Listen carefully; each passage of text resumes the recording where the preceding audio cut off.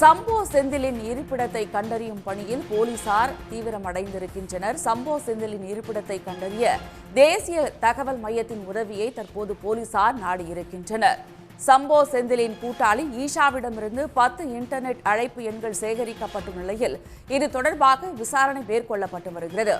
இந்நிலையில் சம்போ செந்திலை பிடிக்க போலீசார் தீவிரம் காட்டி வருகின்றனர். கடந்த ஓராண்டாக தனது கூட்டாளிகளிடம் இன்டர்நெட் கால் மூலம் பேசி வந்தது விசாரணையில் தெரிய வந்ததை அடுத்து போலீசார் தற்போது விசாரணையை முடுக்கிவிட்டிருக்கின்றனர். ஆம்ஸ்டாங் கொலை வழக்கில் தொடர்புடைய பிரபல ரவுடிகளை அடுத்தடுத்து கைது செய்து வரும் நிலையில் அவர்களுடன் தொடர்பில் இருப்பதாக கூறப்படும் சம்போ செந்திலின் இருப்பிடத்தை கண்டறிய போலீசார் தற்போது தீவிரம் காட்டி வருகின்றனர். சம்போ செந்திலின் கூட்டாளி ஈஷாவிடமிருந்து 10 இன்டர்நெட் அழைப்புகள் அந்த கார்டுகள் கைப்பற்றப்பட்ட நிலையில் அவரிடம் தொடர்ந்து விசாரணை மேற்கொள்ளப்பட்டு வருகிறது. தற்போது சம்போ செந்திலை பிடிக்க போலீசார் தீவிரம் காட்டி வருகின்றனர். ஆம்ஸ்டாங் கொலை வழக்கில் தொடர்புடைய பிரபல ரவுடி சம்போ செந்திலின் இருப்பிடத்தை கண்டறிய போலீசார் தீவிரம் காட்டி வருகின்றனர். சம்போ செந்திலின் இருப்பிடத்தை கண்டறிய தேசிய தகவல் மையத்தின் உதவியையும் போலீசார் நாடியிருக்கின்றனர். மேலும் விவரங்களை தருகிறார் நமது செய்தியாளர் செந்தில். செந்தில், முழு விவரம். ஆம்ஸ்டாங் கொலை வழக்கில் போலீசாரால் தேடப்பட்டு வரும் பிரபல ரவுடி சம்பவம் செந்திலின் இருப்பிடத்தை அறிய தேசிய தகவல் மையத்தின் உதவியை சென்னை போலீசார் நாடியிருக்கிறார்கள்.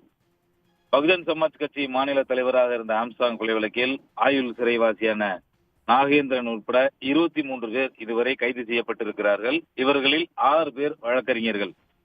ஆம்ஸ்டாங் கொலை திட்டத்தை வெற்றிகரமாக முடிக்க உதவியதாக பிரபல ரவுடி சம்பவம் செந்தில் மற்றும் ஸ்ரீசிங் ராஜா ஆகியோரை போலீசார் தொடர்ந்து தீவிரமாக தேடி வருகின்றனர்.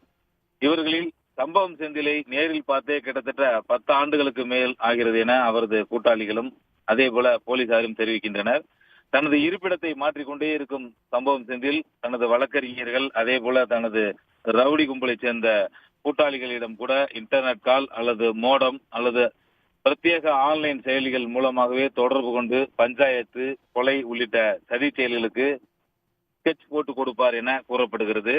எனவே இது தொடர்பாக போலீசார் தேசிய தகவல் மையத்தின் உதவியை நாடியிருக்கிறார்கள். இது மட்டுமின்றி சமீபத்தில் போலீஸ் காவலில் எடுத்து விசாரிக்கப்பட்ட சம்பவம் செந்திலின் கூட்டாளி ஈசாவிடமிருந்து அவர் ஈசாவை தொடர்பு கொண்ட அதாவது கடந்த ஒரு வருடத்தில் ஈசாவை தொடர்பு கொண்ட 10 இன்டர்நெட் கால் எண்களை போலீசார் பெற்றிருக்கிறார்கள். ஈசாவிடமிருந்து பெற்றிருக்கிறார்கள்.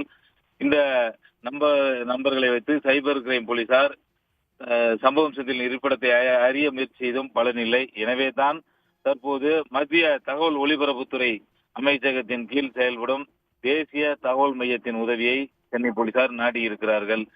தொடர்ந்து விரைவில் அவரை கைது செய்வோம் எனவும் போலீசார் தரப்பில் தெரிவிக்கப்பட்டிருக்கிறது.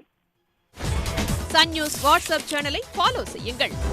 QR கோடை ஸ்கேன் செய்து சன் நியூஸோடு இணைந்திருங்கள்.